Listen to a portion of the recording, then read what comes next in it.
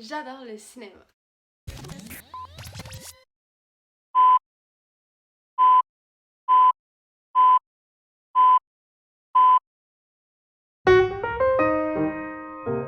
J'ai cette passion depuis que je suis très jeune, mais récemment j'ai découvert le cinéma d'auteur et j'en suis tombée en amour. En découvrant ce genre de cinéma, ça m'a permis de voir le cinéma québécois. Et ça m'a vraiment beaucoup posé la question comme pourquoi j'avais jamais vu ce film-là, ni même entendu parler du film. Alors, je suis partie à la recherche de mon cinéma, le cinéma québécois. J'ai eu l'heureux plaisir de rencontrer des artisans du cinéma québécois qui ont accepté de participer à mon projet pour montrer leur travail, mais surtout leur dévouement pour notre cinéma.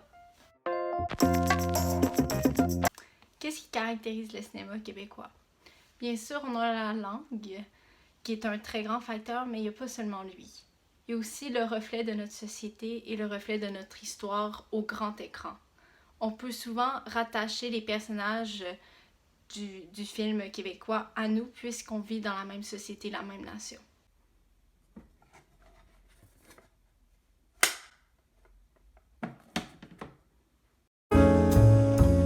Les films n'existeraient pas sans leurs réalisateurs. Ils nous montrent leur vision du monde par leurs films. Chaque scène, chaque mouvement de caméra ont le plus souvent une signification que le réalisateur a mis pour une raison. Ça peut être aussi simple qu'une vue de loin d'un personnage pour montrer la grandeur d'un espace, comme par exemple pour dire qu'il est perdu et que l'espace est grand et qu'il est microscopique. Les réalisateurs vont mettre le plus souvent leur propre touche à leur film, ce qui va permettre aux spectateurs de vraiment les distinguer des autres réalisateurs. Je suis fière de nos réalisateurs québécois. Ils représentent notre nation à l'international. Ce sont des ambassadeurs qui permettent à notre culture de resplendir dans les quatre coins du globe.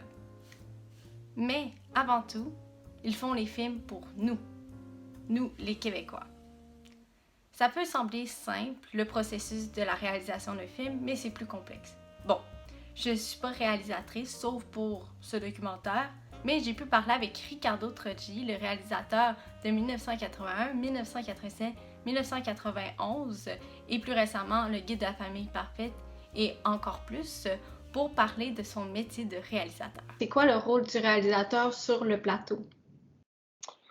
En général, c'est un peu comme un chef d'orchestre, donc différents réalisateurs pourraient réaliser un même scénario, puis ça ne donnerait pas la même chose, dans la mesure où, déjà en partant, tu choisis tes acteurs que tu veux qui interprètent les rôles, tu vas choisir la musique, tu vas choisir où est-ce qu'on met la caméra le matin quand c'est le temps de faire une scène, si on la découpe un peu, beaucoup, énormément, bon, tous ces trucs-là, donc assurément, tu n'auras jamais le même résultat d'un réalisateur ou réalisatrice à l'autre avec le même scénario. C'est un rôle extrêmement important pour une production, les choix du réalisateur. Ça fait souvent que ça va ressembler à une chose ou une autre, ou même être bon ou pas bon, dépendamment des talents de ce dernier ou cette dernière.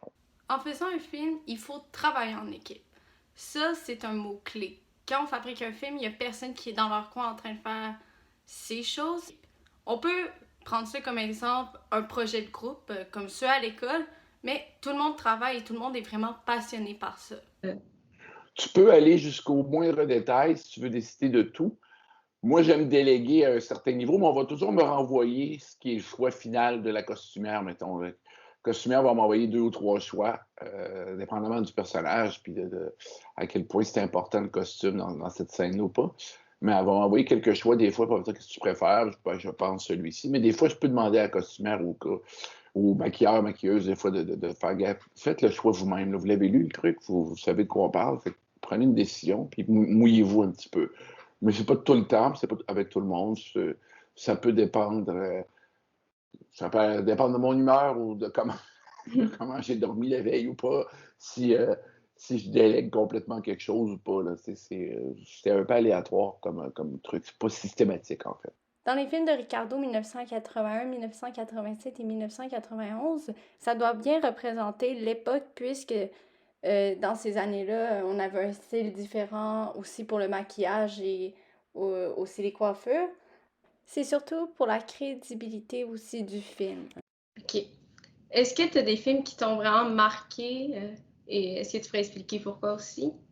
Ben, j'en ai plusieurs à plusieurs époques différentes. Je veux dire, je vais te donner une réponse, je pourrais t'en donner 5, mais disons que le premier film qui m'a beaucoup marqué, ça a été un vieux film, c'était le Wizard of Oz, le Magicien d'Oz. On nous a présenté ça, je devais avoir, je sais pas, 7 ans, je pense, à mon école, dans le gymnase, sur un petit projecteur avec un seul haut-parleur. Fait qu'on comprenait pratiquement rien à cause qu'il y avait tellement d'écho dans la pièce. C'était dégueulasse comme qualité de projection. Mais je me souviens que les images avaient été vraiment fortes. J'étais mon Dieu, mais qu'est-ce que c'est ça? Puis tout. C'est quand même un film qui a été fait en 1938, que j'ai vu donc en 77, donc 40 ans plus tard. Ça a été ma première expérience cinématographique assez, je sais pas, là, qui m'a donné l'impression d'une chose, pour le début de ma carrière du moins, c'est que j'allais vouloir éventuellement faire partie d'un groupe, que ce soit en cinéma, en théâtre, je sais pas quoi, qui allait divertir les gens. Des trucs comme ça. Donc, j'ai eu l'impression que j'allais vouloir divertir éventuellement un jour. Puis c'est plus tard que là, tu vois plus vers quels sujets qui sont plus porteurs pour toi, que tu cherches un peu. J'ai fait un peu de documentaire, un peu de tout avant de finir où je suis. Mais c'est ça, c'est pas un chemin qui a été clair pour moi au début. Je savais juste que j'avais le goût de divertir. Lorsqu'un film est prêt à être mis en salle, les réalisateurs, c'est très important pour eux que ça soit vraiment vu par les gens et que les gens aillent en salle voir ce film-là. Tu sais, je te parle souvent de marché puis de performance, j'ai l'air obsédé avec ça, mais c'est juste que c'est important que les gens y aillent des fois voir les films québécois, puis il n'y en a pas beaucoup qui ont cette chance-là. Fait que je le souligne parce que je suis vraiment grateful pour ça. C'est comme, my God, c'est le fun que les gens y aillent. Puis ça vient dire que quand je suis en train d'écrire puis rusher là-dessus, des fois, je sais qu'au bout de la ligne, ça va être vu. Fait que c'est encourageant là, de penser comme ça, de pas m'imaginer que je suis en train de faire un film qui va être vu par 500 personnes dans un désert quelque part. Là, c'est comme... C'est bien valorisant. Voilà. Pourquoi est-ce qu'on devrait montrer les films québécois à l'international? Je ne sais pas si tu es allé à des festivals comme Cannes, tu sais. Oui, je suis allé avec un court-métrage à Cannes, mais je suis allé à plein d'autres festivals avec des films. Puis, c'est pas en fait, c'est pas une question de pourquoi on devrait montrer les films québécois dans des festivals internationaux. C'est plus, ça vient de l'extérieur, la demande. Assez souvent. Des fois, on va faire la promotion des films québécois. Je suis allé en Californie une couple de fois où on rassemblait, je sais pas là, une dizaine de films, puis on faisait des présentations spéciales pour un public américain plus averti, disons. Puis eux, bon, ça passait très bien, ça se passait bien, puis tout, mais tu sais, les festivals, ça sert surtout, ça servait avant, les plateformes, à vendre tes films à l'international, mais là, je veux dire, tu fais une vente à Netflix, puis c'est le guide de la famille parfaite. On a eu en un mois, on a eu 10 millions de visionnements sur la planète. Écoute, c'est gros une planète, là.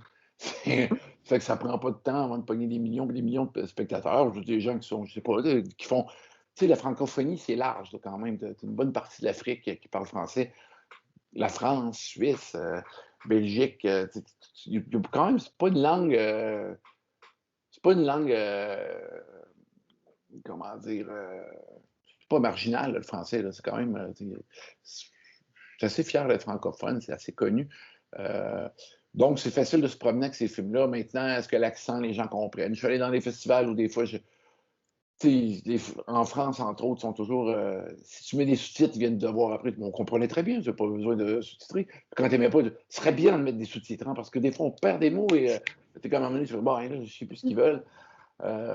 Tu peux mettre un sous-titre en anglais dans ce temps-là aussi, des fois, fait que c'est au choix du spectateur. Ricardo m'a aussi dit une anecdote très intéressante sur le tournage de 1981 avec les manteaux qui portaient des kiwis. Quand on a fait le film en 2008, c'est revenu les kiwis genre en 2010, OK? Mais en 2008, il n'existait pas les kiwis puis tout. Puis je me souviens juste qu'il a fallu les faire. Ça coûtait 800 $ chaque parce qu'il fallait toutes en tout cas, les confectionner puis tout. Mais plus drôle que ça, c'est juste qu'une fois que je les ai mis sur le dos des acteurs, on tournait les scènes extérieures de l'école. C'était au mois d'août. Puis les petits gars, après 5 minutes, ils viennent me voir, puis il y avait chaud. Puis ils disent, monsieur, il fait chaud là-dedans. Puis je suis comme, oh, Bon, c'est vrai que c'était la pire merde. Ce type de tissu-là, c'était tellement... Il n'y a rien qui respirait là-dedans. C'était pas bon. C'était vraiment... c'était pas... Je pense qu'avec le Gore-Tex, maintenant, il arrive à en faire, en tout cas, des kiwis plus... mais ce truc-là, c'est absolument pas qu'on faut, là, surtout quand tu transpires un peu. C'est dégueulasse. Puis je me souviens juste, les petits gars voulaient l'enlever. Puis je disais, non, on peut pas... J'ai arrêté de bouger, là, puis j'ai dit, on va attendre entre chaque prise, là, relaxer, mais parce que l'autre, ils foutaient rien jouer au ballon entre les prises. J'étais comme, c'est sûr qu'ils vont avoir chaud. Mais non, je me souviens, ça m'est revenu. Mon Dieu, j'ai voulu ce kiwi-là, mais un coup, je l'ai eu, je me souviens. C'était assez décevant, finalement. Là, pas grave. Ricardo a pu me donner un avant-goût de son prochain film qui va s'appeler 1994-1995, qui va être centralisé sur sa participation en tant que candidat à la course Destination Monde, qui était une émission qui était à Radio-Canada auparavant. Aussi, c'est souvent des comédies que tu fais. Genre, tu vas surtout jouer avec l'humour, mais des fois, tu vas aller un peu plus loin, un peu plus profond. Puis c'est ça que j'aime de tes films, souvent. T'as comme la partie drôle, mais aussi, t'es capable d'aller au sérieux. Ouais, ben, le prochain, ça va être mon plus mixé des deux, je pense, en tout cas dans la série des films des années 80, là, parce que le personnage a 24 ans, je suis en train de faire la course Destination Monde. C'est une émission que j'ai faite quand j'étais jeune, qui envoie 8 jeunes à travers le monde faire des reportages pendant 6 mois. Puis c'était organisé par Radio-Canada. C'est comme ça que j'ai commencé ma carrière, tu sais, moi, quand j'avais 24 ans. Puis j'ai décidé de faire un film sur l'excision quand j'étais en Égypte. Et ça a été... ça n'a pas été simple. Fait que le film est très drôle pour tout le côté... moi qu'il faut qu'il m'organise pour faire un film en Égypte, puis bon, j'ai pratiquement aucun moyen, puis clairement, je parle pas arabe, et donc il y a tout ça, mais à un moment donné, le sujet comme tel, il est pas drôle, puis tout, comment j'approche l'affaire, comment j'essaye de faire le film, tout ça, ça devient assez sérieux, mais ça va quand même rester drôle à la fin, mais je veux dire, ça va être le plus mélangé de ceux que j'ai fait, je pense. En tout cas, là, je te dis ça en ce moment, 1 an avant le tournage, peut-être, ou même presque 1 an avant le tournage. Je ne sais pas encore à quoi ça va ressembler. Il n'y a rien qui a été facile pour lui dans la course Destination Monde. En plus, ça a été dans les années 94 et 95 entre. Alors, il n'y avait pas vraiment d'ordinateur et de caméra comme on a aujourd'hui. Alors, ça a été difficile un peu. À l'époque, moi, j'ai fait la dernière année, 94-95, avant que les emails, enfin, avant qu'Internet explose puis tout le monde l'aille l'année suivante. Donc, j'avais jamais de connexion directe avec qui que ce soit. C'était encore par lettre ou par téléphone quand je parlais à Radio-Canada. Mais aujourd'hui, je veux dire, dans un téléphone, on a une meilleure lentille qu'on avait dans nos caméras qui ressemblait, parce que je l'ai encore, parce que, toi, c'est ça ici, c'était pour le film que en tout cas, pour mon prochain film, ça me prenait ça. J'en ai trouvé une sur Amazon ou je ne sais plus où. Toujours est-il que juste la qualité d'un téléphone aujourd'hui est meilleure qu'à peu près tout ce qu'on avait. Et plus con que ça, c'est avec un petit Mac, tu peux faire ton montage toi-même. Et tout ce qu'on ne pouvait pas faire, il nous fallait tout le faire sur des papiers. En tout cas, c'était assez complexe. Surtout pour moi. Moi, j'avais tendance à faire des dessins, mais c'était un peu sick, là, ce que je faisais.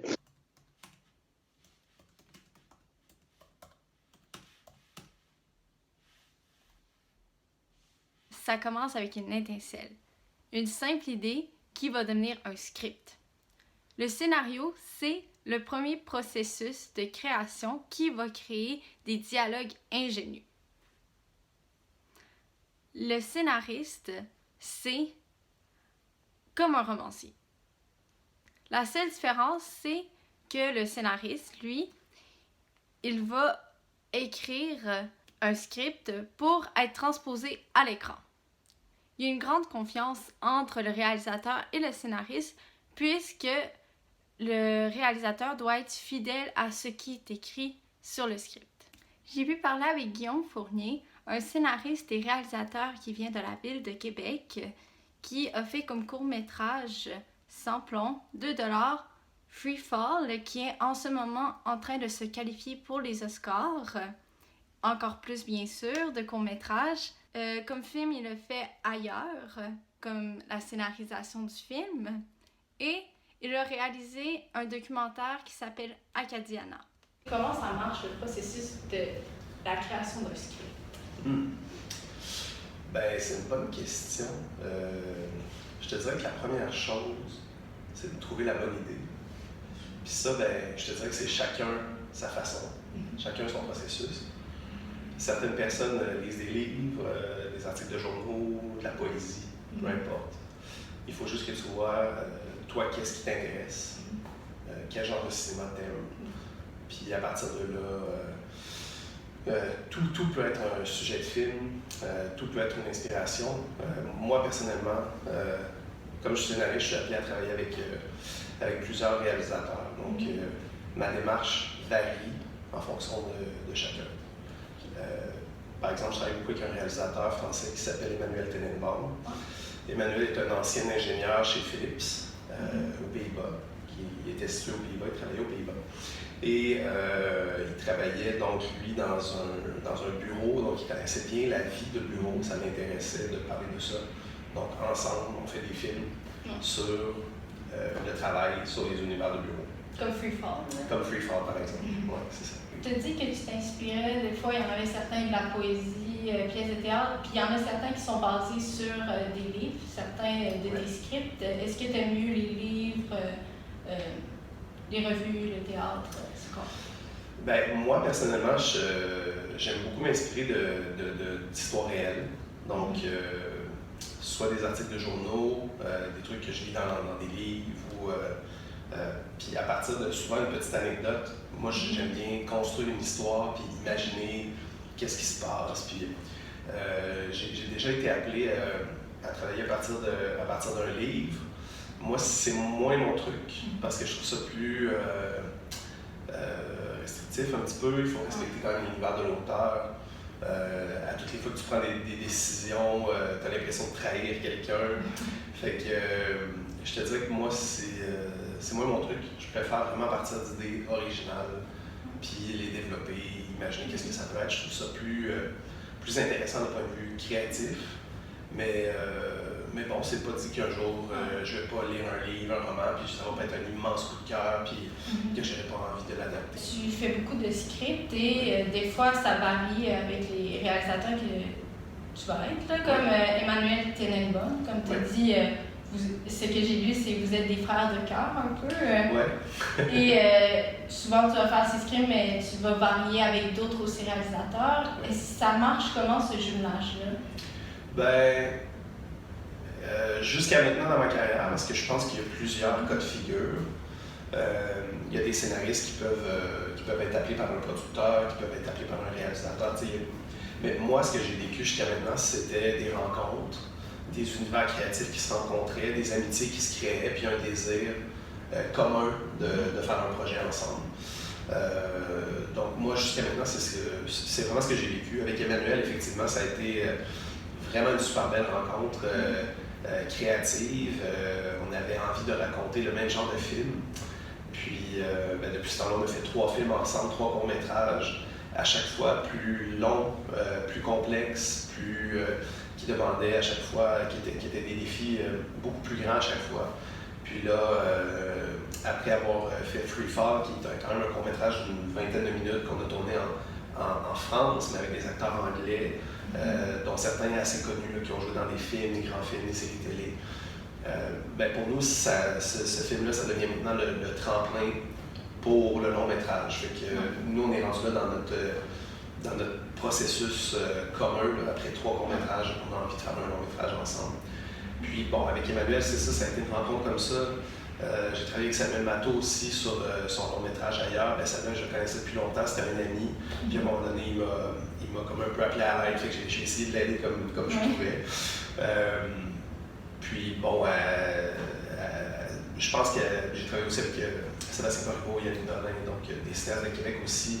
Puis à chaque fois, c'était ça, c'était hey, j'ai une idée, moi je suis pas scénariste, est-ce que tu peux m'aider, est-ce que tu penses que tu pourrais faire quelque chose avec ça? Puis voilà. Puis comment t'es arrivé à ce métier-là? Comment tu t'es rendu à se dire c'est ça que je veux faire? C'est une bonne question. Écoute, je pense que j'ai toujours aimé le cinéma, d'aussi loin que je me souviens des 2 ou 3 premiers films que j'ai vus au cinéma. Ça avait été vraiment un choc, j'avais adoré ça. Puis à partir de ce moment-là, j'ai toujours entretenu un amour pour le cinéma. Je regardais des films à la télé, on allait louer des films au club vidéo. Il y avait ça à mon époque. Je suis un vieux monsieur maintenant. Non, moi aussi j'ai connu Oui, ça. c'est vrai, ok. En parallèle, j'ai toujours aimé écrire. Quand j'étais fin secondaire, début cégep, j'ai écrit un roman. Fait que, j'ai toujours eu cet intérêt pour l'écriture. Fait que je me voyais mal devenir romancier. Peut-être parce que c'est un métier un peu trop solitaire ou quoi que scénariste aussi, là, mais bon, il y a quand même, le cinéma c'est quand même un truc plus d'équipe. Puis, fait que je cherchais quelque chose, je savais que j'aimais le cinéma, je cherchais quelque chose en lien avec l'écriture, donc quand j'étais au cégep, je suis allé voir un orienteur, puis il m'a suggéré, tu pourrais peut-être t'inscrire à l'Université de Montréal en cinéma. C'est ce que j'ai fait. Donc, j'allais faire un bac en cinéma à l'Université de Montréal. Puis quand j'étais là-bas, de fil en aiguille, j'ai rencontré des gens. Comme j'aimais écrire, ça a donné que je suis devenu journaliste. Puis éventuellement, j'avais toujours eu ce désir de pas seulement d'écrire sur le cinéma ou de réfléchir sur le cinéma, mais aussi de faire, de participer à la confection de films, à la création de films. Et donc, c'est à ce moment-là que j'ai pris la décision un peu contre nature, mais j'étais à Montréal à ce moment-là, j'ai décidé de revenir à Québec parce que j'avais des amis qui travaillaient dans le milieu du cinéma ici, qui avaient envie de faire du cinéma à Québec. Donc, je sentais que c'était la bonne chose à faire pour moi. Et c'est ce que j'ai fait, puis ça a vraiment déboulé à partir de là. Qu'est-ce que Guillaume veut dire par contre nature? C'est que dans le milieu des arts, Montréal, c'est la meilleure place pour se faire connaître. Et Guillaume, lui, il a décidé de retourner à Québec quand il était déjà à Montréal, ce qui est, comme il a dit, contre nature. Toi, est-ce que t'en as qui t'inspirent beaucoup, des réalisateurs, des scénaristes, et c'est lesquels? Ben, moi, plusieurs réalisateurs qui m'inspirent, plusieurs scénaristes aussi. Mon préféré scénariste, c'est de loin Aaron Sorkin, que j'aime vraiment beaucoup. D'ailleurs, je porte la casquette des Ace No Club parce que Aaron Sorkin a écrit Moneyball, qui est un film que j'aime vraiment beaucoup. Il a aussi écrit The Social Network. C'est vraiment un très très bon film. Molly's Game, plus récemment. Enfin, il y en a écrit vraiment plusieurs. Donc, sans hésiter, c'est assurément mon scénariste préféré. Réalisateur, il y en a plein. Juste en ce moment, on a la chance au Québec d'avoir Denis Villeneuve, qui est un réalisateur vraiment extraordinaire, qui vient de chez nous. C'est vraiment cool d'avoir un Québécois qui réussit aussi bien à l'international. Les gens avec qui je travaille en ce moment, c'est que je suis vraiment impliqué à tous les niveaux. Je ne fais pas juste écrire le scénario, puis on se revoit à la première du film. Non, mon opinion va m'être demandée au niveau du casting, au niveau de la direction artistique. Je vais être impliqué justement dans les versions de montage, je vais être impliqué au niveau de la post-production, la musique, comme tu disais tout à l'heure. Fait que j'aime bien que mon rôle déborde un peu, puis parce que, comme tu sais, je suis aussi réalisateur. Moi, je réalise plus des films documentaires pour l'instant, mais comme j'ai aussi je considère ce talent-là, cette corde à mon arc, disons, ça me fait vraiment plaisir de pouvoir donner mes feedbacks. C'est pas dans l'optique d'aller chercher plus de mérite ou plus de crédit, c'est vraiment dans l'optique que le projet sur lequel on travaille, que ça fait des années sur lequel on travaille, que le projet soit le meilleur possible, vraiment qu'on l'ait poussé au maximum. Flux Fort, c'est un bon exemple. Là. Ça nous a pris 3 ans, je pense, avant de pouvoir faire le film. Là. Moi, j'ai été un bon 2 ans d'écriture. C'était pas à temps plein, évidemment, là, mais il y a eu des moments de réécriture. Donc, quand tu sors un film comme ça, qui prend quand même un certain temps à financer aussi, tu veux que le film soit vraiment bon. Parce qu'il y a 2-3 années qui viennent de passer. Puis si ce projet-là ne fonctionne pas, il faut que tu en fasses un autre, là, mais à un moment donné, tu es aussi bon dans ce milieu-là, malheureusement, tu es souvent aussi bon que ton dernier film. Donc, il faut quand même que tu t'assures que les projets que tu fais soient à la hauteur. Alors, pour Guillaume, il veut vraiment que son projet soit le meilleur possible. Alors, C'est pour ça que ça lui prend 2 ans à écrire, parce qu'il veut que ça soit parfait et aussi pour avoir le financement pour le film pour qu'il manque de rien. Gagner des prix dans des festivals, c'est sûr que c'est prestigieux, mais moi, c'est pas ça qui m'intéresse. C'est surtout que ces prix-là vont m'aider à faire financer mes prochains projets. Ouais. Ben oui, c'est ça, on fait des films, pas juste pour nous, on fait aussi des films pour les montrer à d'autres personnes. Ouais. Puis c'est pour ça que les cinéastes, on aime autant les salles de cinéma, parce que Netflix, Crave, Prime, c'est le fun, mais ça fait que chacun vit l'expérience du cinéma chez soi, sur son divan, tandis que dans une salle de cinéma, il y a un contact qui se crée, il y a des discussions qui se créent après. Il y a souvent dans les festivals des questions-réponses. Donc ça permet de discuter autour du film, de vivre, de voir comment les gens réagissent à telle idée qu'on a eue. Puis si tu fais une comédie, si, par exemple le film que tu accompagnes en festival, c'est une comédie, c'est super intéressant de voir que le public québécois versus le public canadien, américain, latino, européen ou asiatique, ben, c'est pas tout le monde qui réagit aux mêmes places et aux mêmes gags. Fait que c'est super intéressant de voir les différences culturelles, tu sais. Il y a ça, puis ben, les festivals aussi, parfois quand tu gagnes un prix, ben, il y a des services techniques. Tu peux recevoir disons, 20 000 $ en services techniques pour ton prochain film, ou des prix en argent, ça fait toujours plaisir aussi. J'ai lu beaucoup d'articles qui disent que tu es un réalisateur et scénariste de la nouvelle vague.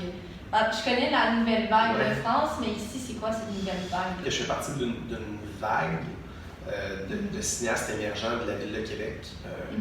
Je pense que c'est peut-être ça la nouveauté. Puis ça, vers quoi on s'en va, j'espère en tout cas, c'est une décentralisation du cinéma au Québec. Il y a de plus en plus de gens qui travaillent à ce que les institutions dont on parlait tout à l'heure financent davantage de projets à l'extérieur de l'île de Montréal, ce qui est un problème en ce moment pour l'industrie du cinéma. Et donc peut-être qu'on peut dire que je fais partie de cette vague-là de cinéastes émergents de la Ville de Québec. Vous voulez regarder les courts-métrages de Guillaume et de sa scénarisation? La plupart sont sur Vimeo, la plateforme, et sinon Freefall est en ce moment sur YouTube sur Omeletto.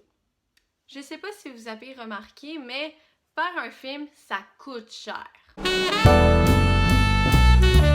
On voit des films hollywoodiens avoir un budget de plus de 100 millions de dollars. C'est quand même beaucoup.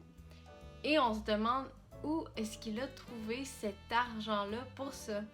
Eh bien, j'ai une réponse. Le financement.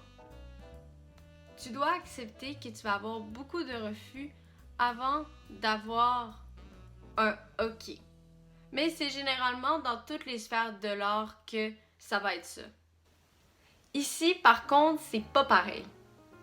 Le financement, c'est un peu plus compliqué à avoir, mais moi, je suis pas spécialiste là-dedans, alors je vais laisser à Guillaume parler un peu plus de ça. Comment tu obtiens ton financement pour certains des films et certains de tes scripts aussi? Ouais. Et est-ce que c'est dur à avoir ça? Alors oui, c'est dur. C'est compétitif. Ouais. Il y a beaucoup de gens qui veulent faire du cinéma, donc oui, il faut s'en mettre patience, il faut bien travailler ses dossiers quand on fait des dépôts, différentes institutions. Donc nous ici à Québec, en espérant que ça dure, mais pour le moment, on a la chance d'avoir des bourses à la création qui existent, donc des bourses municipales. Au provincial, il y a le Conseil des arts et lettres du Québec qui existe, il y a la SODEC qui existe. Les deux n'ont pas du tout le même mandat. Le Conseil des arts, c'est vraiment pour appuyer les créateurs dans leurs projets artistiques. La SODEC, c'est vraiment plus pour appuyer l'industrie du cinéma, donc on s'adresse oui aux créateurs, mais encore plus aux producteurs. Puis il y a Téléfilm Canada qui existe au fédéral, ainsi que le Conseil des arts du Canada. Donc c'est un peu la même dynamique là, que ce que je viens de t'expliquer au Québec. Il y a vraiment plusieurs façons de financer des films. Sinon, comme je travaille beaucoup avec Emmanuel... Financement de France, hein? Oui, c'est ça. Ça ne fonctionne pas tout à fait comme ici en France. Jusqu'à maintenant, nos projets, on a réussi à aller chercher le financement une fois que le scénario était écrit. Donc, il a vraiment fallu que je fasse ce travail-là d'abord, puis ensuite j'ai été payé. Idéalement, j'espère que ce ne sera pas ça pour le long métrage, parce que pour écrire un long métrage, c'est vraiment beaucoup de travail. Mais bon, ici, les producteurs au Québec, notamment les producteurs qui ont sorti plusieurs films dans les dernières années ou plusieurs films à succès, eux ont accès à ce qu'on appelle des aides automatiques, des enveloppes auprès de Téléfilm. Donc, ça leur permet de financer des projets par eux-mêmes, de développer des projets. Donc, ils ont des bourses, ils ont de l'argent qu'ils peuvent remettre à des auteurs.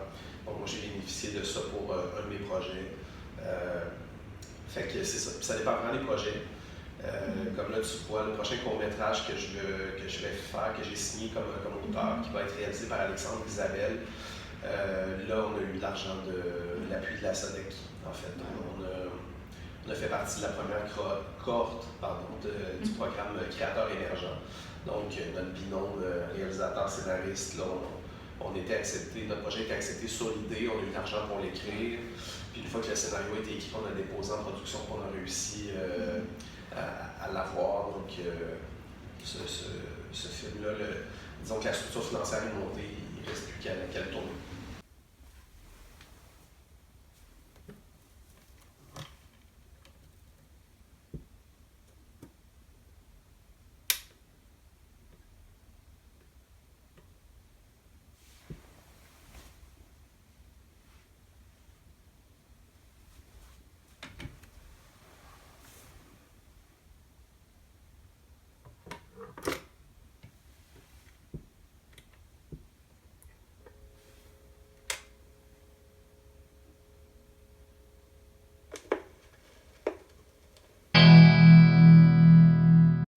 Ma grande passion, c'est la musique. Je chante et je joue du piano. Bien sûr, mon autre passion, c'est le cinéma. Alors, pour moi, la musique de film, c'est quelque chose de très important puisque ça combine deux de mes passions favorites.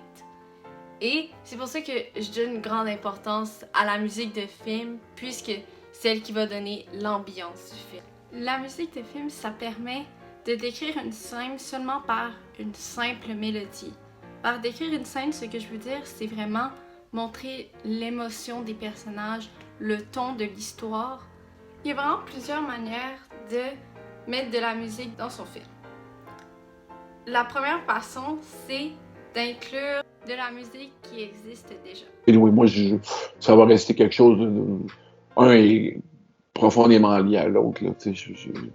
D'ailleurs, ça, c'est des...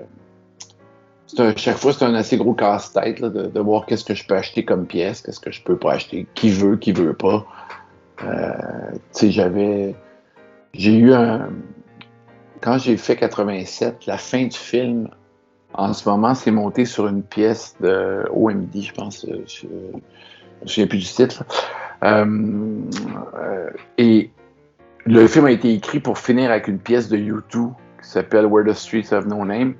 Puis c'est encore à ce jour, si tu prends la fin du film, quand la sœur sort de sa chambre, il y a une pièce qui commence. Si tu l'enlèves, tu coupes le son, puis tu mets la pièce de U2, tout marche. Là. C'est tout ça marche tout. Je l'ai écrit pendant 1 an et demi en pensant à cette pièce-là. Puis la fin, je l'ai réécrite, je sais pas combien de fois dans ce film-là, pour qu'elle soit précise. Puis quand j'ai eu la réponse que U2, c'était comme, ils vendent pas leur musique pis tout, j'ai fait, oh my God, c'était comme un drame, puis là, il a fallu que je trouve l'autre pièce. J'étais content de trouver l'autre pièce aussi parce que c'est un B-side qu'on appelle, c'est une pièce pas extrêmement connue. Mm-hmm. Même des gens qui ont vécu les années 80 ne la connaissent pas systématiquement. Puis fait qu'elle vient se coller au film maintenant, puis ça devient comme un peu la pièce de ce film-là. Puis ça, c'est le fun quand ça fait ça. Alors que les super gros succès, t'arriveras pas à les coller à ton film autant. Là, ça ne deviendra pas la toune de ton film. Ça va devenir il a pris cette pièce-là dans ce film-là. T'sais. Il y a aussi une deuxième façon, c'est avoir appel à un compositeur pour écrire la musique d'un film. Cette musique-là, on va appeler ça un thème. Et ce thème-là, il va vraiment être relié au film. Comme je vais vous mettre maintenant un extrait d'une musique de film. L'amour a pris son temps à travers les vents de janvier, à réchauffer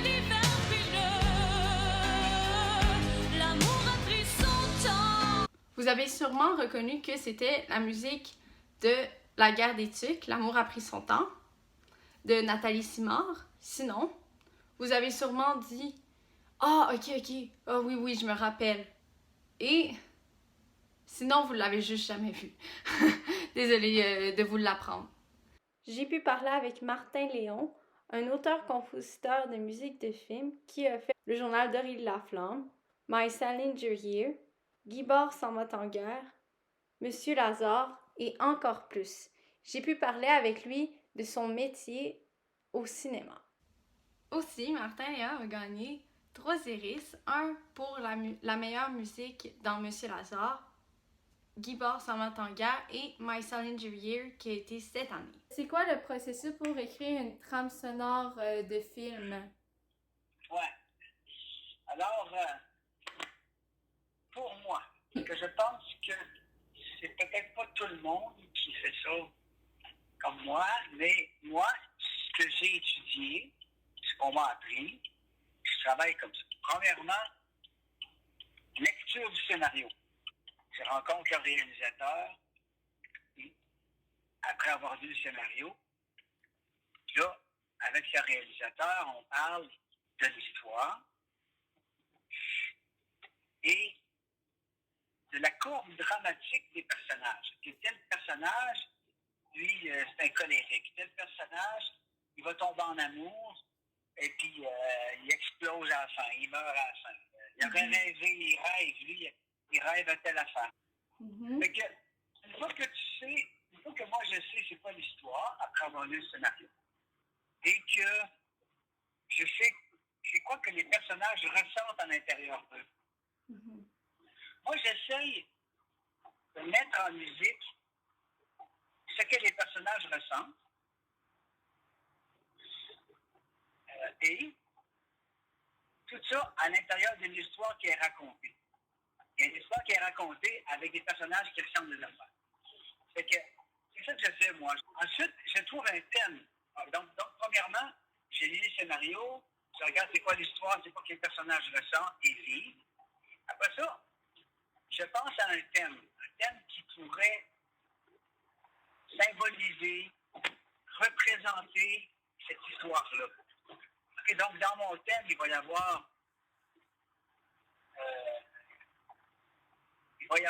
quelque chose qu'on peut siffler quand on prend une douche après. Et j'aime ça, moi. Comme si je te chante Star Wars, là, ah non, ça c'est Superman. En tout cas, je chante un thème, puis tu sais c'est quoi le film qui est associé à ce thème. Oui. Pour moi, je trouve que c'est important pour moi de faire un thème. Comme si tu écoutes le film Monsieur Lazare, il y a un thème. Une fois que j'ai un thème, je le présente au réalisateur. Je dis, hey, j'entends ça, moi, dans Paris, là, il dit, ah, ben, j'aime pas ça, c'est trop ci, c'est trop ça. Je retravaille mon thème, jusqu'à ce qu'ils disent, ah, c'est beau, c'est ça que j'aime, on fait ça. Là, j'ai un thème. Alors, à partir de ce moment-là, je connais l'histoire, je connais ce que les personnages ressentent à l'intérieur d'eux, la tristesse, la joie, la frustration. Et j'ai un thème qui peut se siffler, qu'on peut chanter. Là, ce que je fais des variations du thème. Mettons que j'ai... tu sais, c'est quoi peut-être, toi, à 16 ans, c'est quoi une variation? Oui, c'est comme, on va dire, jouer un peu plus triste, genre un peu plus différent, là, comme la chanson mélodie, là. Alors, c'est ça. Mettons que mon thème, je fais Saint-Jacques, c'est bon, là, je fais une variation, par exemple, je le fais en mineur. Je le fais en valse. Je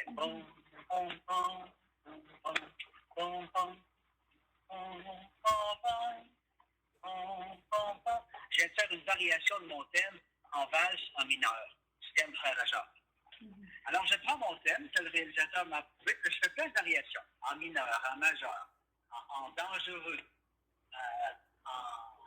en mystérieux. Alors, j'ai plein de thèmes. Là, je demande au réalisateur, qu'est-ce qu'il veut comme instrument? Puis là, j'ai pris mes thèmes, et c'est parti. Ça fait que là, lui, à ce moment-là, pendant ce temps-là, eux, ils ont commencé à tourner le film. Ils ont commencé à tourner. Il y a un plateau de tournage dans différentes villes du Québec. Puis là, ben, les personnages vivent, puis ils tournent un film. Et moi, je m'en vais sur le plateau de tournage de temps en temps pour voir c'est quoi la vibe, c'est quoi le rythme quand les personnages se parlent, c'est quoi qui se passe. Puis ça peut m'inspirer, ça peut m'aider à trouver mon thème. De sorte qu'à la fin, quand ils ont fini le tournage, les autres, ils font le montage, puis pendant qu'ils font le montage, ils essayent les petites idées que j'ai trouvées, moi, avec mon thème, juste à la guitare. Là, ils me mettent sur l'image, puis là, ils commencent à monter le film avec mon thème. Éventuellement, je rentre en studio avec des musiciens. Là, sur l'image, on enregistre la musique que j'ai composée. Puis j'ai mixé, puis c'est fini. Le total, ça prend à peu près 3 mois pour composer sur l'image. Puis moi, je prends 6 mois avant pour lire le scénario puis inventer mes thèmes. OK, ouais. C'est long, là. Et vous écrivez combien environ de minutes de musique pour le film? Pour un film de longueur normale, tu sais, comme 1h15, 1h20, 1h30, souvent, c'est entre 30 minutes puis 50 minutes de musique. OK. Comme je fais de musique de film, je suis au service d'un projet collectif, un film. Comment tu t'es dirigé vers ce domaine-là? Parce que c'est pas un domaine vraiment très commun. Et je me demandais comment tu t'es dirigé vers là. Oui. Ben, je voulais faire ça, moi. Quand j'avais 16 ans, là, j'écoutais je regardais un film, puis là, il y avait la musique me touchait, tu sais, la musique me donnait des émotions. Pareil. Je me suis dit, hey, j'aimerais ça pour faire ça, faire de la musique de film. Saint Léon fait pas seulement de la musique de film, il fait aussi ses propres chansons. Il a fait 4 albums qui s'appellent Les Atomes, Kiki Barbecue, Moon Grill et Le Facteur Vent. Alors, il a vraiment pu me donner la différence entre les deux. C'est vous qui écrivez les paroles des chansons qu'on peut entendre sur des trames sonores?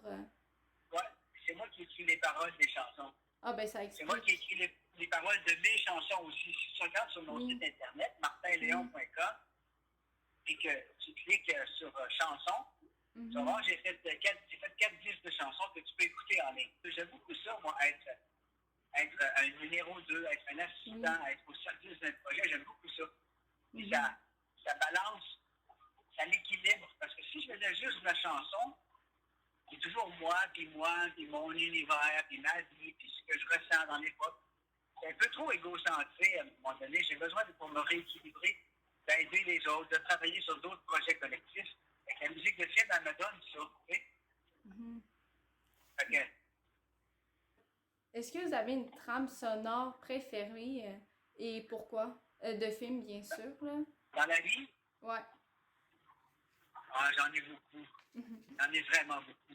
Je ne serais pas capable de m'arrêter parce que je ne serais pas capable. J'ai vraiment des trames sonores préférées. Écoute, je peux essayer de t'en donner 3 ou 4, par exemple. Oui. Bon, j'avoue que le bon, la brute et le truand, puisque tu l'as nommé, je trouve ça extraordinaire. Oui, c'est vrai. Il y a 3 thèmes là-dedans, là. Il y a 2-3 thèmes. Il y a ça. Oui. Parce que je me souviens pas des autres, mais il y a vraiment 3 jolis thèmes là-dedans. Bon, il fait des belles choses, allez me répondre, évidemment. Il y en a un qui s'appelle Alexandre Desplat, c'est un français. Alexandre Desplat, je trouve que c'est un super compositeur lui aussi, avec des super belles mélodies, très bon orchestrateur. Il trouve toujours la bonne mélodie pour le film. Je trouve que la mélodie qu'il invente, c'est toujours la mélodie qui marche parfaitement avec ce film-là, puis pas avec un autre film. Il travaille avec un réalisateur qui s'appelle Wes Anderson. Oui, je le connais, lui. Tu connais Wes Anderson? Oui. Ben écoute, lui, moi, c'était un de mes réalisateurs préférés, puis son compositeur, donc, depuis 4-5 films. Alexandre Desplat, il fait un job extraordinaire sur de grandes vues d'épices hôtels. La musique de film, c'est important pour un film, bien sûr, mais c'est plus que ça. Martin Léon me le dit lui-même sur l'importance de la musique de film. La musique, c'est un langage universel, international, qui transporte des émotions. Alors, quand tu utilises la musique, c'est puissant. C'est un langage international, universel, qui transporte des émotions.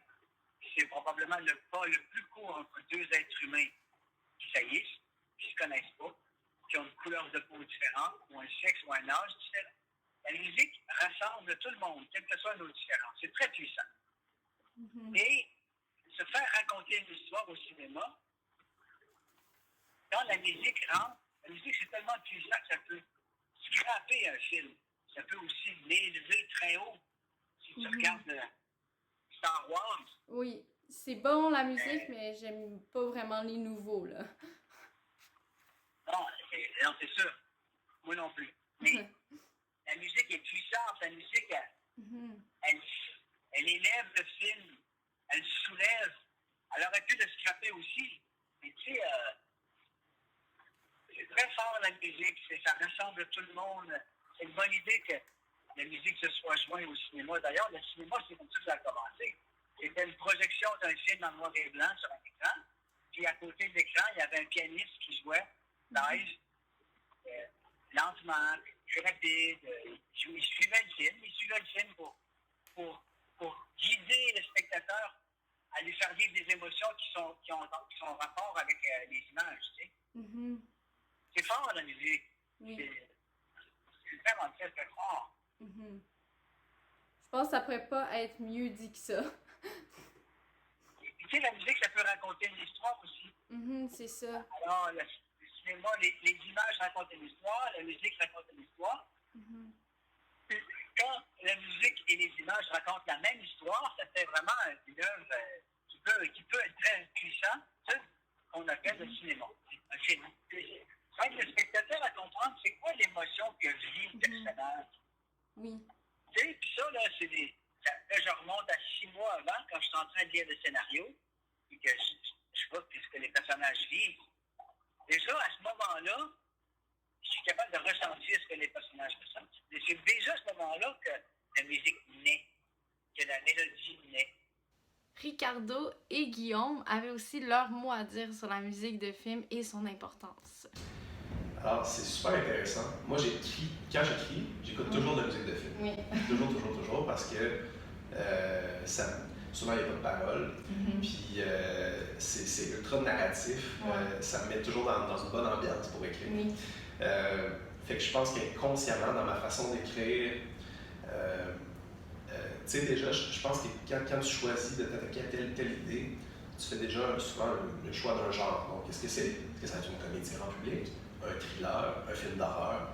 Fait que, tu sais, déjà, ça a déjà un impact sur le genre de musique que j'écoute quand j'écris, mais que je suggère aussi, j'ai envie de dire, inconsciemment à travers mon écriture. Ceci dit, moi, je suis pas du genre à insister sur tel ou tel type de musique, ou j'imagine telle chose, ou j'entends telle chose quand j'écris. Je laisse vraiment ce choix-là au réalisateur. C'est vraiment un choix que je laisse au réalisateur, mais presque toujours, c'est le choix que j'aurais fait moi-même, parce que dans la façon, je pense, que j'écris mon scénario, que je raconte mon histoire, ça implique... tu vois, par exemple, Free Fall, c'est un film qui se déroule au début des années 2000, à la City de Londres, donc dans un univers de haute tension. Fait que, tu sais, déjà, le contexte, l'époque... 9/11, Ouais, c'est ça, exactement. Tout ce... tu vois, si j'écrivais un film historique, disons, l'histoire de la colonisation de Québec, là, ben, on imagine que ce ne serait pas de la musique électronique, tu sais.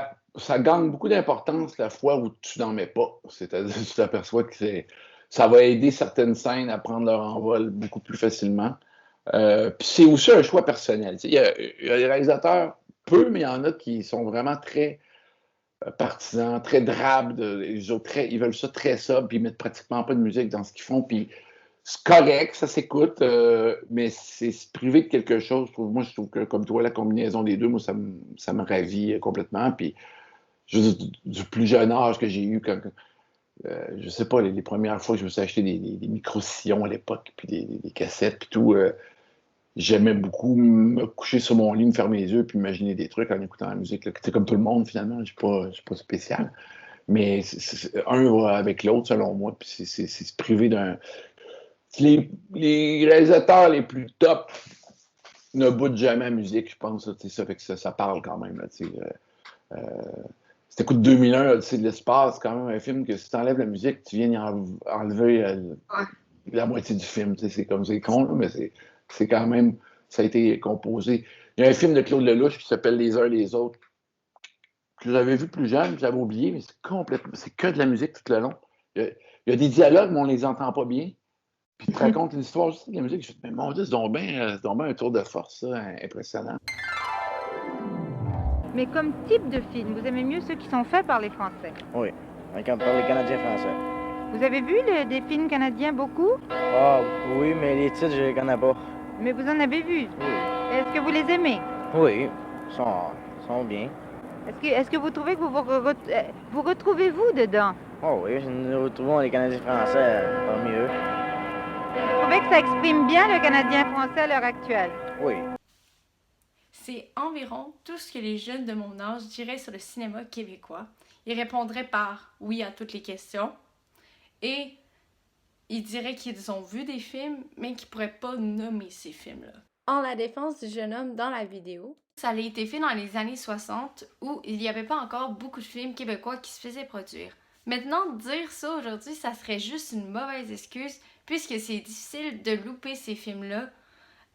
On peut les voir à la télévision, au cinéma, on peut même sur les plateformes, les nouvelles plateformes numériques. Alors, je pense que tout le monde devrait vraiment regarder le cinéma québécois et surtout ma génération pour vraiment s'initier à ça. Et il y en a des films qui sont vraiment extraordinaires et qui sont sur les plateformes numériques. Et je pense que tout le monde devrait vraiment les regarder. Puisque ça m'a initié au cinéma québécois et il y en a certains qui sont même dans ma liste des meilleurs films que j'ai vus. Selon un article du Journal de Québec, 9% de 424 étudiants du cégep Garneau ont répondu qu'ils avaient une bonne connaissance sur le cinéma québécois. Comme on peut le constater, c'est très peu. En lisant plusieurs articles sur ma génération et le cinéma québécois, j'ai aperçu qu'il y avait une phrase qui se retrouvait dans presque chacun de ces articles. Ça disait que les jeunes de mon âge avaient une perception du cinéma québécois comme étant ennuyant et que c'était sans intérêt. J'ai pu aussi le voir avec mes amis. Quand je leur ai dit que je faisais un documentaire sur le cinéma québécois, l'une d'entre elles me dit que elle avait aucun intérêt à vraiment regarder le cinéma québécois. Et quand je lui ai demandé pourquoi, elle n'a pas su quoi me répondre. Ça part ce genre de commentaires-là. Comme pour dire que les jeunes de mon âge ont même pas essayé vraiment d'écouter le cinéma québécois pour voir s'ils aimaient vraiment ça et qu'ils ont juste une perception comme un préjugé sur notre cinéma. Avec l'arrivée de plusieurs films québécois sur la plateforme Netflix et la plupart de tes films, est-ce que tu penses que ça va peut-être faire découvrir aux jeunes le cinéma québécois? Bonne question. Peut-être que oui, parce que c'est sur Netflix, puis ça se fait vite. Les gens peuvent au moins essayer d'écouter le truc, voir si ça les intéresse. Tu sais, moi, la façon dont je vois ça, c'est qu'on ne peut pas revenir en arrière. C'est-à-dire là, Netflix puis les plateformes se sont installées, puis ça ne va pas revenir comme c'était avant. Donc, tu peux pas vraiment te battre contre ça. Fait que là, c'est voir qu'est-ce qu'on peut faire le mieux avec ça. Puis je pense qu'avec le dernier film, La Guide de la famille parfaite, on a fait 2 mois de salle avant qu'il sorte sur la plateforme. Puis je suis sérieusement impressionné d'avoir eu un box-office d'un peu plus de 2 millions. Là, je sais que les gens ils disent que ça fait un bout de temps qu'ils n'étaient pas allés au cinéma puis tout. Mais en plein été, en COVID puis tout, je fais de tabarouette. Je suis vraiment ravi et surpris que les gens se soient quand même déplacés. Donc, pour moi, ça reste encore quelque chose de possible de rallier les deux. Mais ça devrait aider le cinéma québécois pour ceux qui sont jamais dans la salle à en voir, au moins de checker vite sur une plateforme. Tiens, ça me parle finalement ce film-là. Selon moi, Pour connaître le cinéma québécois, ça commence avant tout avec l'éducation. Il faudra avoir des cours de cinéma à l'école. Ce que je veux dire par là, ça serait faire découvrir notre culture et d'autres cultures avec le cinéma aux jeunes. Puisque des élèves de mon âge ne sont pas vraiment intéressés par ça, puisqu'ils n'ont vraiment jamais vu le cinéma québécois. Alors, ça serait important de leur faire connaître et voir s'ils ont un intérêt à travers ça. Ça commence vraiment à un jeune âge, comme regarder qu'est-ce que t'aimes et qu'est-ce que t'aimes pas. Et ça serait important que les jeunes ils regardent ça avant de se dire « je vais jamais en écouter, je vais jamais essayer ça ». Parce que moi, je pensais jamais vraiment sortir de ma zone de films comme Marvel, mais j'ai été capable et maintenant j'adore les films de tout genre, j'adore les films indépendants et tout. Et c'est important de vraiment regarder ça avant d'avoir des préjugés sur ça. Vous vous demandez sûrement où est-ce que je pourrais peut-être commencer avec le cinéma québécois. La guerre d'éthique.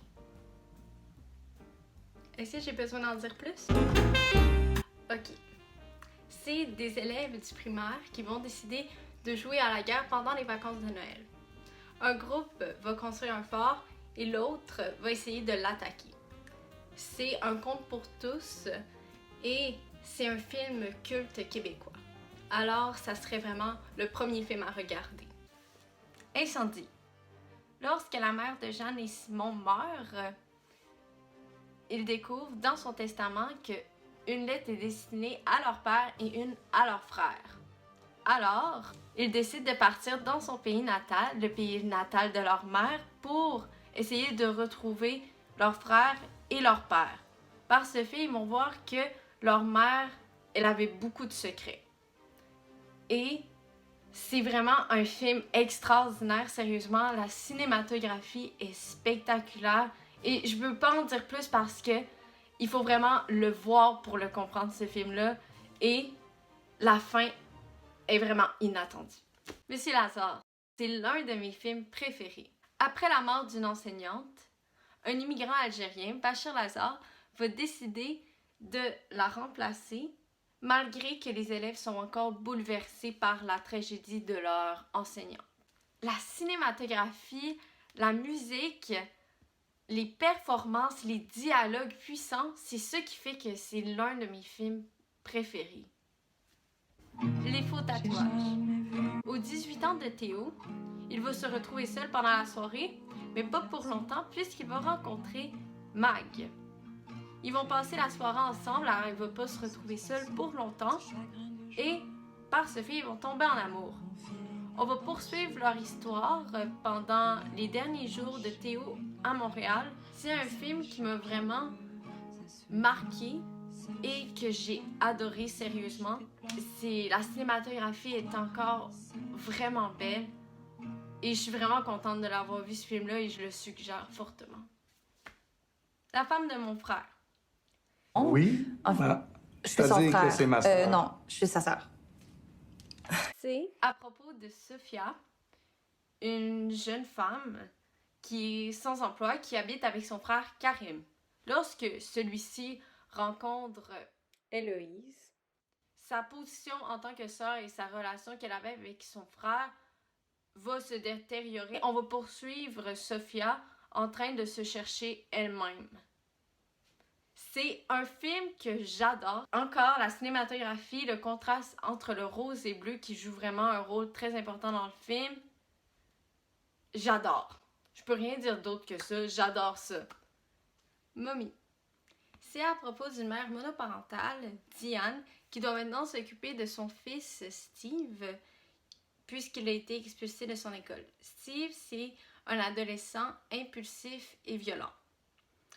Et on voit vraiment leur relation dans ce film être un peu une montagne russe. On voit les bons moments, mais tout le temps quand il y a des bons moments, ça redescend. Diane va demander de l'aide à leur voisine et ensemble, ils vont comme être un trio pour s'entraider. Ce que j'aime beaucoup de ce film-là, c'est que ça n'a aucune gêne pour parler de la maladie mentale, ce qui est quand même un sujet très difficile et ça n'a aucune gêne d'aller vers les points vraiment les plus sombres, les plus négatifs de ça.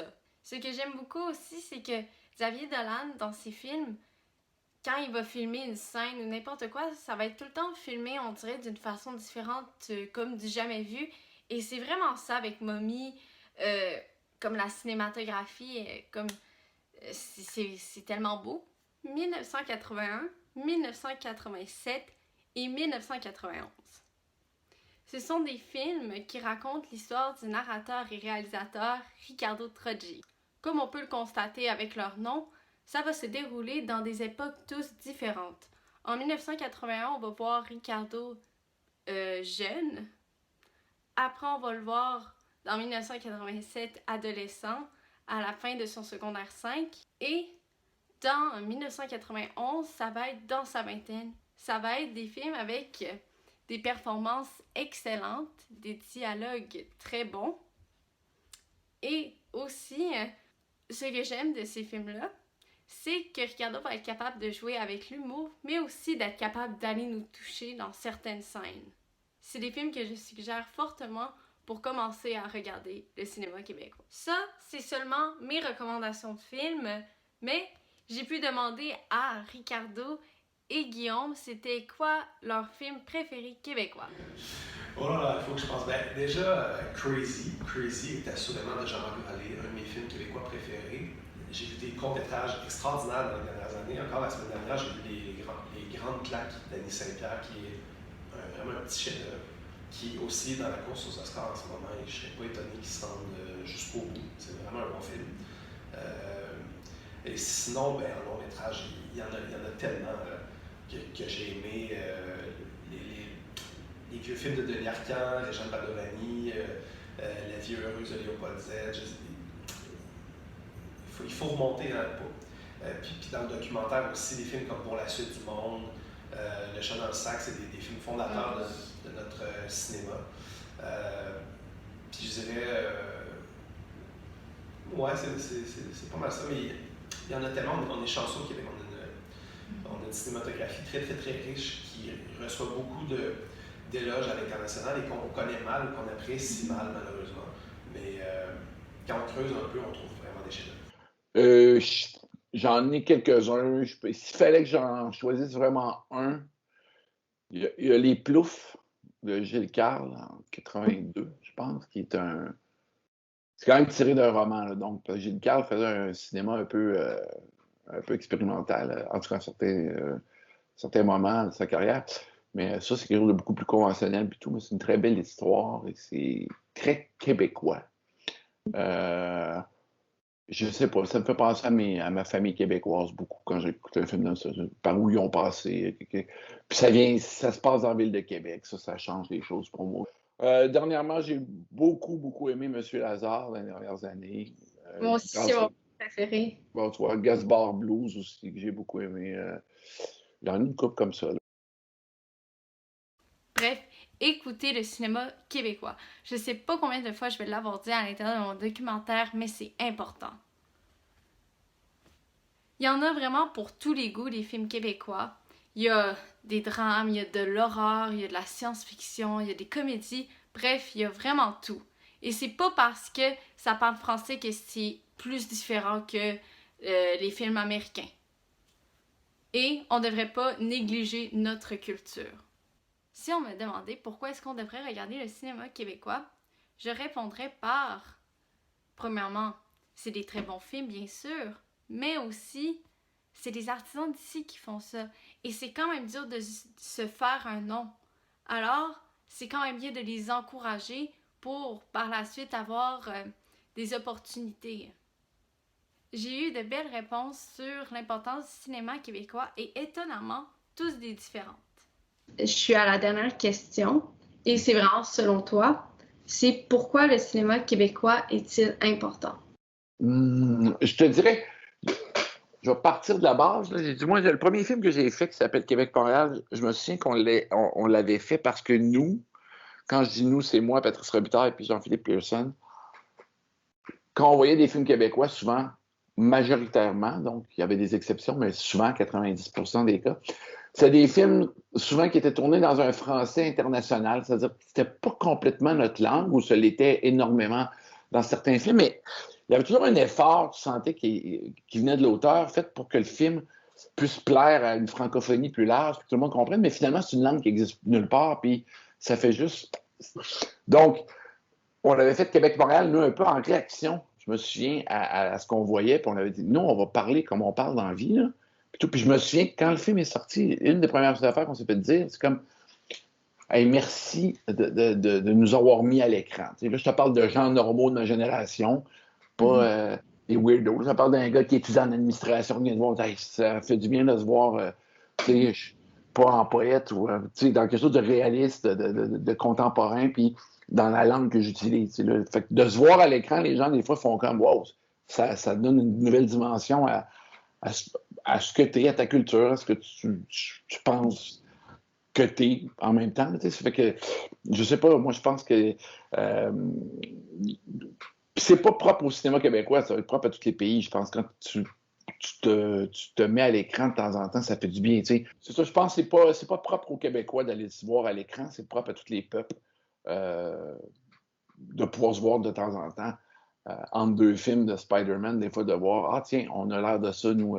Puis quand c'est bien fait, ça va te parler, là, ça va te chercher un film qui est dans ta langue et dans ta culture, puis qui est bien fait, ça fonctionne très bien. T'sais. Puis je pense pas aux gens d'ailleurs, au public international, quand je fais un film, je pense au public ici, avant tout. Peut-être qu'on a tendance à l'oublier parfois, mais le Québec, c'est quand même une chose exceptionnelle en Amérique du Nord notamment. C'est un des seuls endroits où on peut vivre en français, où on peut exister, travailler, créer en français. Donc déjà, pour ça, je pense que le cinéma québécois est important parce qu'il nous permet de créer des histoires, créer des mythes, de raconter des récits qui mettent en scène des gens comme nous, donc qui deviennent, sinon des modèles, au moins des gens à qui on peut s'identifier. Et donc, ne serait-ce que pour ça, je pense que d'un point de vue national, c'est important que le cinéma québécois existe. Il permet à des gens de travailler, il permet à des gens de gagner leur vie, notre cinéma.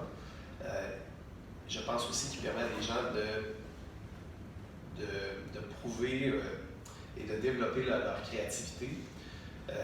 Ça permet éventuellement à des gens comme Denis Villeneuve d'aller travailler à Hollywood, d'aller travailler ailleurs, mais je veux dire, des Québécois dans le milieu du cinéma, il y en a qui travaillent partout dans le monde, que ce soit au niveau des effets spéciaux, que ce soit au niveau du jeu, de l'interprétation, que ce soit au niveau de la direction photo. Et donc, c'est ça, je pense que c'est important à plein niveau.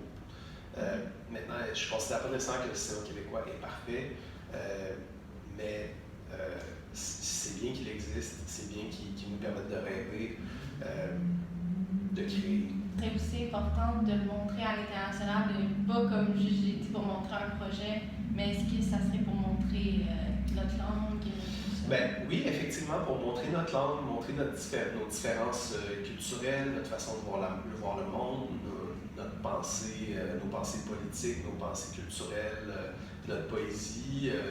Ben, effectivement, c'est montrer aux autres qu'on existe, mais c'est aussi échanger.